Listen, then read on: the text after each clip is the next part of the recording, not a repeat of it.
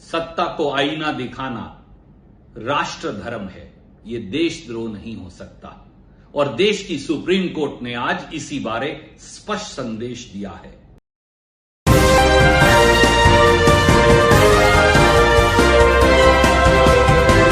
आप देख रहे हैं पल पल न्यूज और मैं हूं आपके साथ नदीम अकरम। सत्ता को आईना दिखाना देशद्रोह नहीं बल्कि राष्ट्र धर्म है, ये कहना है सुप्रीम कोर्ट का।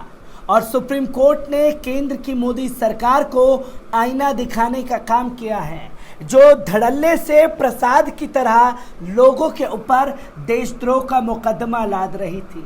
और इस कानून का इस्तेमाल ज्यादातर मुसलमानों के लिए होता हुआ दिखाई दिया, जहां सीए एनआरसी के नाम पर असम में कई मुसलमानों के ऊपर देशद्रोह का मुकदमा लगा दिया गया।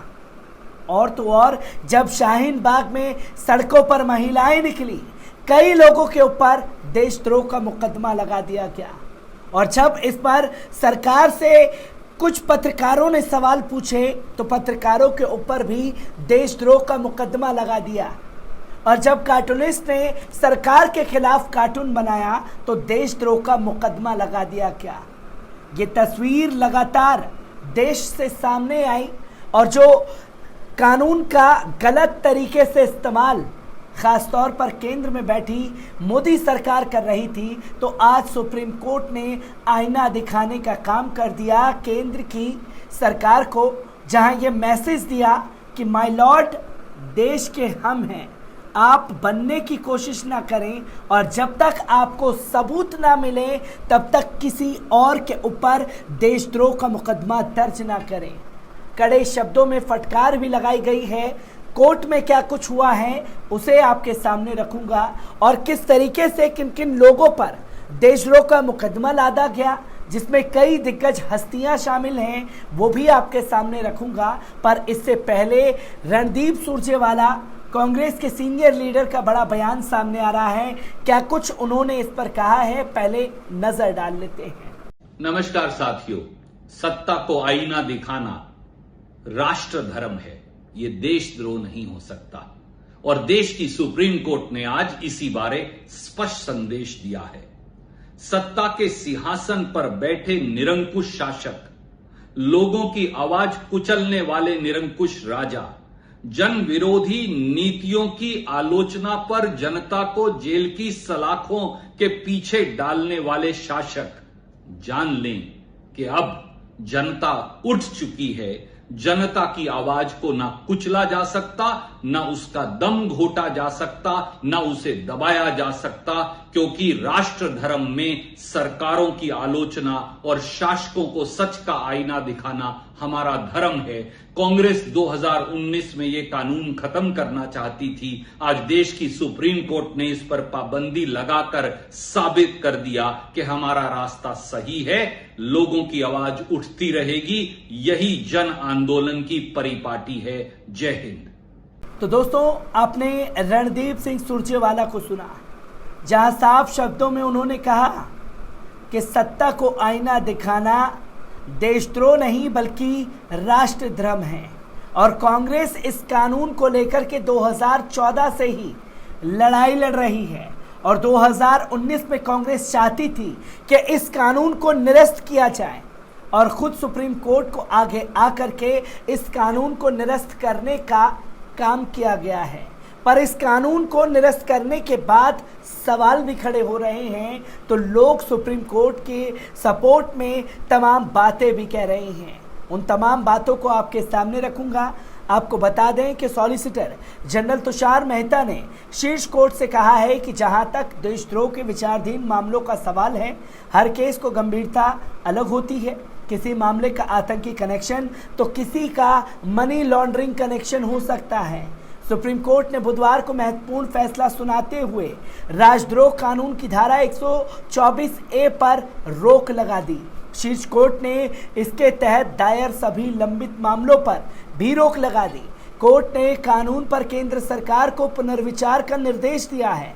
साफ कहा है कि इस धारा के तहत अब कोई नया केस दर्ज नहीं होगा और इसके तहत जेल में बंद लोग कोर्ट से जमानत मांग सकेंगे, क्योंकि जिसके ऊपर देशद्रोह का मुकदमा सरकार ने लगा दिया वो तकरीबन 1 साल तक जमानत की मांग नहीं कर सकता था। और सुप्रीम कोर्ट को खुद आगे आकर के कहना पड़ा कि जमानत की मांगों को स्वीकार किया जाएगा। और तो और सॉलिसिटर जनरल तुषार मेहता की इस रिपोर्ट में कहा गया, शीर्ष कोर्ट ने केंद्र व राज्यों को बंदी की धारा 124A के पुनरीक्षण की इजाज़त देते हुए कहा कि जब ये काम पूरा ना हो कोई नया केस दर्ज नहीं किया जाएगा। इससे पहले राष्ट्रद्रोह कानून, सेडिशन लॉ की चुनौती देने वाली याचिकाओं पर बुधवार को भी सुनवाई हुई। सॉलिसिटर जनरल तुषार मेहता ने केंद्र का पक्ष रखा।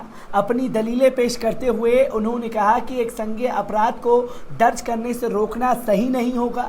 हालांकि ऐसे मामलों की जांच के लिए एक जिम्मेदार अधिकारी होना चाहिए और केस को लेकर उसकी संतुष्टि की न्यायिक समीक्षा होनी चाहिए।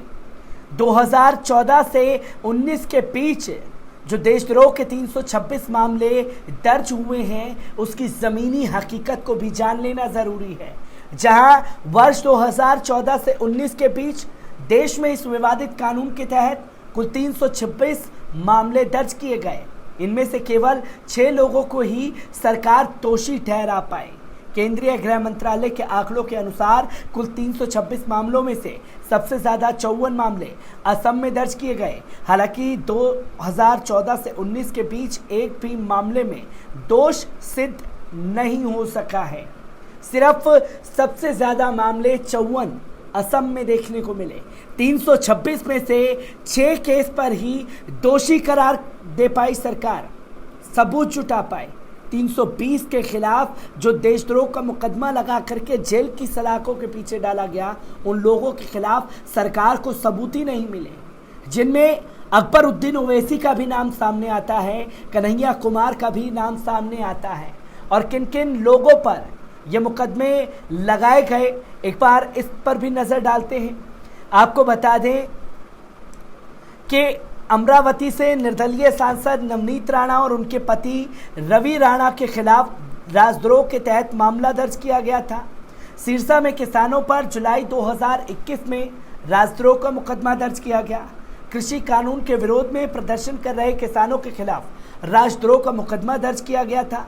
किसान नेताओं ने कहा था कि उन्हें 13 जुलाई को मालूम चला कि सैकड़ों लोगों पर 11 जुलाई को हरियाणा असेंबली के डिप्टी स्पीकर रणबीर सिंह गंगवा के खिलाफ प्रदर्शन करने को लेकर सिरसा में राजद्रोह का मुकदमा दर्ज किया गया है। इस विरोध प्रदर्शन में काफ़ी हिंसा हुई थी।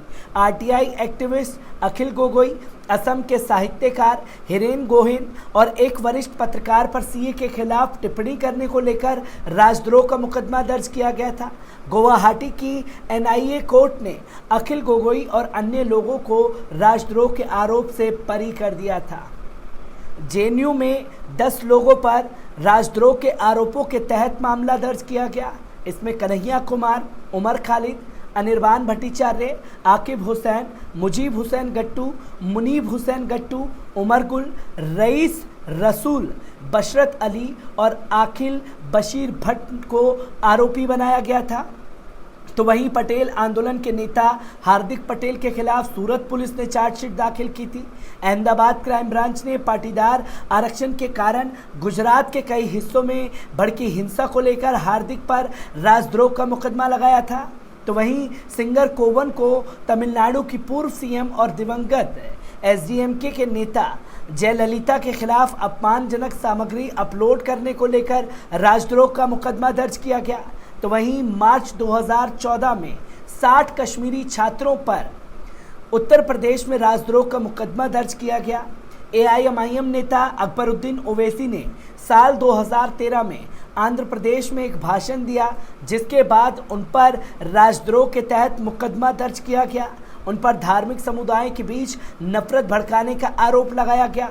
कार्टूनिस्ट असीम द्विवेदी, जिन्होंने मुकदमा दर्ज किया गया, उन्होंने कार्टून बनाया सरकार को लेकर के, जिसके तहत मुकदमा दर्ज कर दिया गया। विनायक सेन, अरुंधति रॉय और प्रवीण तोगड़िया जैसे दिग्गज नाम शामिल हैं, जिनके ऊपर मुकदमा दर्ज कराया गया। और राजद्रोह को लेकर के जो सुप्रीम कोर्ट में कानून पास हुआ है उस पर सवाल भी खड़े हो रहे हैं। जब देश में जगह जगह हिंदुत्ववादी गुंडे तांडव कर रहे हैं, ऐसे समय में राजद्रोह कानून को निरस्त करने की बात हो रही है, जिससे संदेह बढ़ रहा है। ऐसा मालूम पड़ता है कि हिंदूवादियों को फ्री हैंड देने की तैयारी पूरी हो चुकी है। तो एक तरफ समर्थन भी है तो एक तरफ दूसरे सवाल भी खड़े हो रहे हैं। राजद्रोह का मुकदमा जब हिंदूवादी संगठनों की गुंडागर्दी बढ़ रही है तब निरस्त हो रहा है, क्योंकि फिर मांग की जाएगी कि दंगा भड़काने वालों के खिलाफ देशद्रोह का मुकदमा दर्ज कराया जाए। मैं ऐसी ही खबरों से आपको रूबरू कराता रहूंगा। दीजिए इजाजत, शुक्रिया।